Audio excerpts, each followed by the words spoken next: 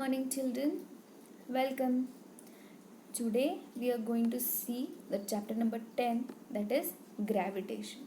This is a very interesting topic. You can have many derivations in it, but please don't worry about that derivations.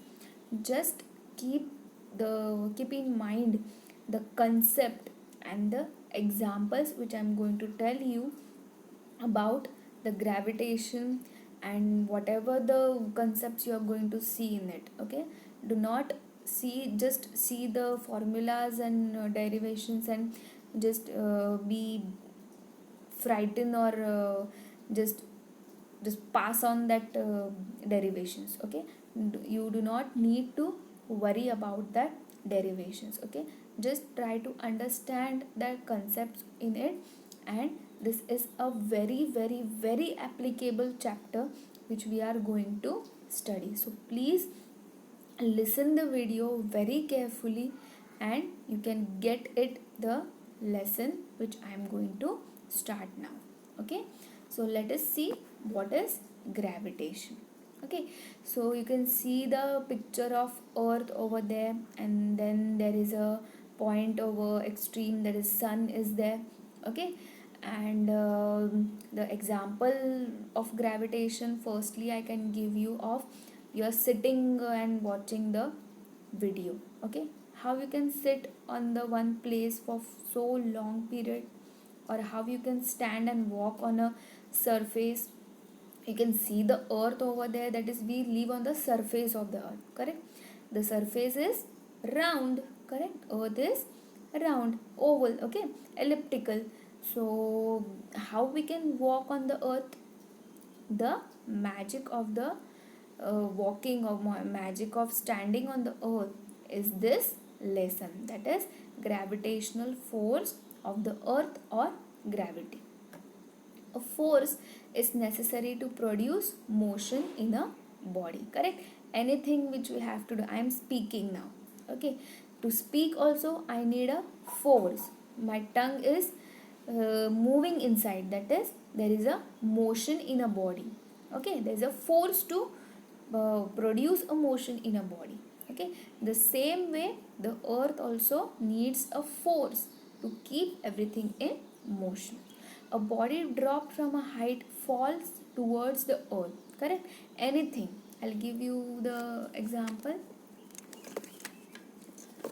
See, I have taken this bottle. Okay, now I'm doing it, I'm just dropping it. What happened? It just fall towards the ground. This indicates that something is attracting towards the ground, correct? So this indicates that earth exerts a force of attraction called gravity on the body. In fact, the earth attracts all objects towards its center. The force with which the earth pulls the object towards it is called the gravitational force of earth, or gravity. See again the definition of gravitational force or the gravity. The force with which earth pulls the object towards it is called the gravitational force of the earth. Just listen carefully where I am giving the stress on the words. There you have to keep in mind that words are important in your definition. Okay, see, once again I'll repeat the definition. The force with which the earth pulls the object towards it is called the gravitational force of the earth, or gravity. The example will be the gravitational force between the sun and the earth keeps the earth in a uniform circular motion around the sun, correct? Uniform circular motion, we have studied this concept in the lower classes, correct? So this gravitational force helps the earth to revolve around the sun. So why this gravitational force is exerted, or what is responsible? The gravitational force of earth is responsible for holding the atmosphere above the earth. Okay, there's atmosphere, that is, the atmosphere means what? There's a mixture of gases. Okay, so this gases is also restricted towards only the earth, correct? So how they are holding, how the layer of atmosphere forms above the earth? So this also forms due to the gravitational force of the earth. Rain falling to the earth. Okay, the clouds are formed outside the earth. So why the rain falls only on the ground? Because of the gravitational force. Flow of water in the rivers. Rivers also, you can see the waterfalls also. Have you seen over any waterfall the water is going up? No. So water falls because of the gravitational force. For keeping us firmly on the earth. For revolution of moon around the sun, around the earth, sorry. For the revolution of moon around the earth. This is also the example of gravitational force. You can see the concept of tide. Okay, that is the higher tide and low tide, correct? This concept is also based on the gravitational force. The gravitational force between the earth and the moon causes tides in the sea. So why there is tide at the you can see the high tide during the full moon and the new moon?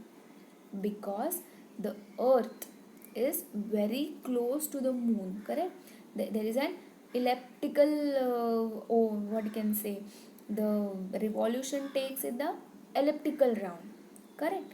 So at the new moon and the full moon, what happens? The moon is at closest distance of the earth. So there is maximum gravitational force at the new moon and full moon. So there are high tides during the full moon and new moon. You can see the what you can say, the diagram over there. Okay, the distance between the earth and the moon is very less when they are at new moon and full moon position. Okay, next we have a concept of Newton's universal law of gravitation. Okay, so now the father of gravitation comes here. Who found out this gravitation? Who gave you so much derivations and formulas to study? So here's your father coming. That is Newton, Isaac Newton. Everyone knows the story of Newton. How did he find out the gravitation? Correct? He was sitting under a tree of an apple, and apple fell down near him, and then he started thinking that why this apple just fell down only, why didn't it go up? So from here the story started of gravitation. He thought of what force attracts the apple towards the ground, and from this study he had derived some laws of gravitation. So what is the law? Every body in the universe attracts every other body with a force which is directly proportional to the product of their masses and is inversely proportional to the square of the distance between them. Very confusing, correct? I'll give you a trick. I'll break this law into parts. Okay, how to remember? See, first part, you can see we can start deriving. Okay, we'll start deriving the formula also side by side.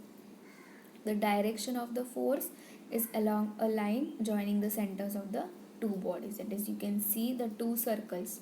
Okay, M1 and M2. There are two bodies over there. Correct? In between, there is a line joining the centers of the two circles. That is distance between the two bodies. Correct? And then there is a direction along the line joining the centers. So firstly, to derive, we have to first write the given part. So what is the given part? Let two bodies A and B of masses M1 and M2. What is M1 and M2? Masses, weight of the bodies. M1 and M2 are placed at distance of r from each other. The distance is denoted as r. Okay, let F be the force of attraction between the bodies. F be the force, we have to derive it, correct? So let the F be the force of attraction between the bodies. Then now we have to see the law. We can see the first part now.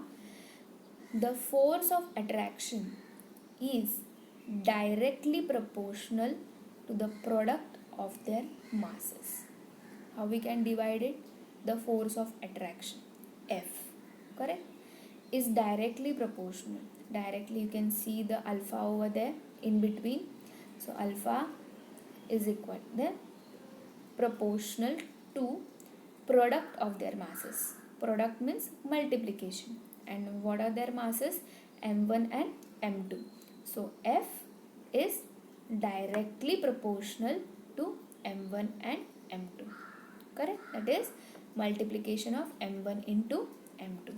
So you can see the formula over there. F is directly proportional to M1 into M2. Second part of the law, the force of attraction is inversely proportional to the square of the distance between them. Inversely proportional means what? You have studied this fraction part in the mathematics, correct? The directly proportional means everything is kept in the numerator, and when it comes in the inversely proportional, you have to just do it inversion of the fraction. So it will be 1 upon r square, correct? R square, why? Because they have given square of the distance between them. Correct, sorry. So the formula will be F is inversely proportional. There is alpha sign is there, but the next fraction is inverse fraction. Therefore F is inversely proportional to 1 upon r square. Okay, we have taken these two, and now we have to combine these both the equations. Therefore F is directly proportional to m1 into m2 upon r square. Okay, we have removed the 1 over there and replaced the m1 into m2. Now F, we have to remove the alpha sign. So what we'll do? F is equal to capital G m1 into m2 upon r square, where G is a constant called as universal gravitational constant. What is capital G? You have to remember, not just G, it is capital G is a constant, that is universal gravitational constant, and the value of universal constant is never going to change. Okay, the properties of gravitational force, it is the gravitational force is the weakest force in nature. You can remember this for the what you can say objective type questions. Okay, it is an attractive force. Unlike electrostatic and magnetic force, they are both attractive and repulsive. Okay, what distinctive feature you have to remember about gravitation is it does not have a repulsion. Unlike electrostatic and magnetic force has the repulsion in it, but gravitation doesn't have repulsion power. Okay, it only has the attraction force. It is a mutual force, that is first body attracts the second body, and the second body also attracts the first body with the equal force. It doesn't have that first body is attracting more than the second body. No, both the body attracts with the same and equal force. Okay, it is a central force, that is it acts along the line joining the centers of the body. It is mass and distance dependent. You cannot delete the mass and distance from the formula. If you delete those, you cannot calculate the gravitational force. Okay, it obeys inverse square law. It is long range force. It decreases with distance as per inverse square law and becomes zero only at the infinite distance, like electrostatic and magnetic force. That is, it means if you start traveling from the earth's surface to the space, as you go up and up and up and up at the infinite distance, what will happen? At some level the force is going to get zero. and there will be no gravitational force, and that's why the astronauts in the space flies, correct? I mean, they cannot stand at the place. It does not depend on the medium between the interacting bodies. There is no gravitational shielding. Means what? You cannot stop this gravitational force with any medium. Okay. Like for this point, I can give you the example of, if the magnetic force, you can stop the magnetic force if you keep a cloth in between, or if you keep wood in between the two magnets. You will not see the magnetic force in between them. But for the gravitational force, whatever you keep in between, there will be no difference between the force. Okay. Next is the value of universal gravitational constant, that is capital G, is 6.67 into 10 raised to minus 11 Newton meter square kg per meter. Kg per kg. Okay, I'll repeat again. The value of universal gravitational constant G is 6.67 into 10 raised to minus 11 Newton meter square per kg square. Okay, you have to remember, don't just think on how this 6.67 came and all. Don't go in so deep. Just remember the what is the value, 6.67 into 10 raised to minus 11, and remember the SI unit. Okay, the value of G does not depend on the medium between two bodies. You have seen earlier, the value of G is same throughout the universe, and hence the name.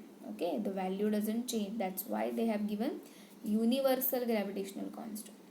Universal gravitational constant G is different from the acceleration due to gravity. Therefore, the correct symbol must be used accordingly. Correct? We are going to see it later. What is acceleration due to gravity? Next, SI unit of G is what I have told earlier, Newton meter square per kg square. If two bodies of mass 1 kg each are separated by 1 meter from each other, then gravitational force, that is G, is equal to F. Okay. Therefore, universal gravitational constant G is numerically equal to the force of gravitation which exists between two bodies of unit masses kept at a unit distance from each other. It means that what?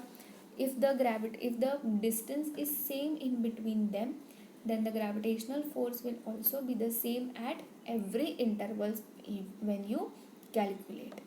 Okay. Next, we have seen this, that it is the weakest force. You can see the example. If two bodies of mass 1 kg each are separated by 1 meter from each other, then the force, that is force is equal to, gravitational constant will be 6.67 into 10 raised to minus 11 Newton. Then though the various objects on this earth attract one another constantly, they do not cause any visible motion because the gravitational force of attraction between them is very, very small. Okay, as earlier we have seen that gravitational force is there in between every object, correct? But this gravitational force is so small that these objects, means I'll give you example. Okay, I have kept this can here, and I have kept this bottle here. Okay, yes, there is a force in between these two objects also.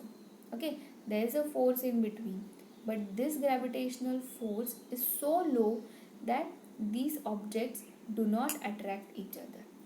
Okay, so they are very negligible force. Then I'll give you the instance, that is, imagine a situation on earth if the objects continuously move towards each other due to gravitational force between them. That is, when they have told, if this force was like a magnetic force, what would happen? All things surrounding you, what will happen? Just think about it. Everything would be so crowded in between, correct? When both the objects are very big, having very large masses, then the gravitational force of attraction between them becomes extremely large, correct? That is, the gravitational force due to earth of an object of mass 1 kg placed on the ground is 9.8 Newton. We'll see it later. The gravitational force between the earth and the moon, even at a large distance, is very large and is 2 into 10 raised to 20 Newton. Okay, what is it? Gravitational force between earth and moon, 2 into 10 raised to 20 Newton. Okay, so large gravitational force there is. Okay, so now there is a next concept, that is, we have seen the example that earth keeps on revolving around the sun. So how these planets, or how the earth keeps revolving around the sun, that is Kepler's law of planetary motion. So here the gravitation was found out by Newton, and now the planetary motion was studied by the Kepler. Okay, Kepler is a scientist name. So what is the first law? It is a law of orbits. Okay, every planet moves around the sun in elliptical orbit, with sun at one of the foci of the elliptical orbit. That is, there is one foci means what? One of the foci of the elliptical orbit means what? There is one center over there in the elliptical orbit, and in the all the planets move in that elliptical orbit only. Okay, you can see the center over there, correct? So that is the foci of elliptical orbit, and all the planets are moving around the sun in elliptical orbit. This is the first law. Okay, it's very simple. Okay, do not worry about there are so many laws and all. Just remember, or just keep in mind the concept of what is given in that law. Second law, see, the line joining the planet to the sun sweeps over equal area in equal intervals of time. That is, see, the second law tells us that planet does not move with constant speed around the sun. It speeds up while approaching the nearest point called perigee. Correct? The nearest point is known as perigee, and the farthest point is known as apogee. Correct? Perigee, and slows down while approaching the farthest point called apogee. Therefore, distance covered on the orbit with in the given interval of time at perigee is greater than at the apogee, such that areas swept are equal. Area swept are equal means what? The distance covered. Okay, distance covered in various equal intervals of time, that is distance covered from A to B, okay, is same in B to C. Okay, what they have told, that area of SAB. Okay, S is for sun. Okay, sun is in the center, so you can see the area SAB, okay, is equal to the area of SCD. Okay, they have told that the area, though they are revolving in elliptical round, and though there is distance between the sun and the nearest point and the farthest point, perigee and apogee, whatever may be the distance between the sun and perigee, the sun and apogee, the sun and the planet, the area covered along the every part of the elliptical path or elliptical orbit is same. Okay, that is area of SAB is equal to area of SCD, or area of, we can say, BSC is also equal to area of ASD. Okay, you have to remember this, that is the area swept is very equal. Next we have third law, that is law of periods. The square of the time period of revolution of planet around the sun is directly proportional to the cube of mean distance of a planet from the sun. Again, we have to keep in mind the mathematical expression so that you can remember the law also. And just remember that T square is directly proportional to r square. Okay, from here, what is t square? Time period. So first condition is square of time period, and this time period is of what? Revolution of planet around the sun. And r is what? The mean distance. So then they have given it is cube of mean distance. Okay, both are what? Directly proportional. So from the mathematical expression you can remember the law also. So therefore t square is directly proportional to r cube, or t square upon r cube is equal to constant. You can delete the alpha over there. Though Kepler gave the laws of planetary motion, he could not give the theory to explain the motion of planets. Only Newton explained that cause of motion of planets is a gravitational force which the sun exerts on them. Newton used Kepler's third law to develop the law of universal gravitation. Okay. So now Kepler gave his law. Now Newton also said, I'll give my laws now. So he said, now I'll give second law and third law. So according to Newton's third law and universal law of gravitation, every object attracts every other object with gravitational force. These forces are equal and opposite. Therefore, both the objects must be moving towards each other due to force. However, due to very weak nature of force, the normal sized bodies are not seen moving towards each other. So what happens when a ball is dropped from a certain height from the ground? Okay, they have given a case that if you, what we have done earlier, I just kept this bottle over here and now I have dropped it. What happened? The ball is seen falling towards the earth, but the earth is not seen jumping towards the ball. So why does it happen so? According to Newton's second law, force is equal to mass into acceleration. Correct? According to Newton's second law. That is F is equal to m into A. Now, let capital M and small m be the mass of the earth and the ball respectively. That is capital M for mass of the earth and small m for mass of the ball. And capital A with the acceleration of earth and small a with the acceleration of ball. Now substitute these values into Newton's third law. That is F is equal to ma, or acceleration is equal to force upon mass, or acceleration is equal to force upon mass. That is for earth and the ball. For the given force, the ball experiences larger acceleration due to smaller mass, but the earth experiences negligible small acceleration due to larger mass. Okay, the acceleration depends on the weight of an object, correct, or mass of an object. Therefore, larger the mass, the acceleration also will be larger. The smaller the mass, the acceleration will be smaller. Okay, so here's the concept of that free fall. What is free fall? Okay, when a body falls from a height towards the earth only under the influence of the gravitational force with no other forces acting on it, the body is said to have free fall. What is happening?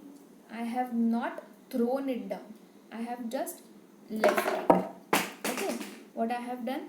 I have just left it. So what it has done? There was no other force acting on it. I did not push it, I did not throw it. I just released that bottle from my hand. So only one force was acting on it. What was the force? Gravitational force. So this is known as free fall. The body having a free fall is called freely falling body. Galileo proved that acceleration of an object falling freely towards the earth does not depend on the mass of the object. What he had said, the acceleration of an object, what we have seen that you can see the example over here, the feather and the coin. Okay, the acceleration of feather and acceleration of coin, both was calculated. The acceleration did not affect the weight of the object. Okay, that was proved by the Galileo. Now imagine that vacuum is created by evacuating the air from the glass jar.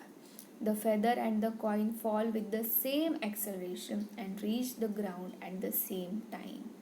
This was the experiment done by the Galileo to prove that the acceleration was same in between the feather and the coin. That is, they reached the ground at the same time when the all air was removed from the jar and the vacuum was created in the jar. So Galileo proved that acceleration of an object, of a falling freely object, does not depend on the mass of the object. Okay, so here we have seen about the gravitation, then the Newton sir and Kepler sir, correct? Then we have seen what Galileo proved. Okay, so now we have to read out all the Kepler's law. We have to try the diagram of Kepler's orbital laws, and then you have to learn the formulas of gravitational force. Okay, in next video we are going to see acceleration due to gravity. Thank you, children.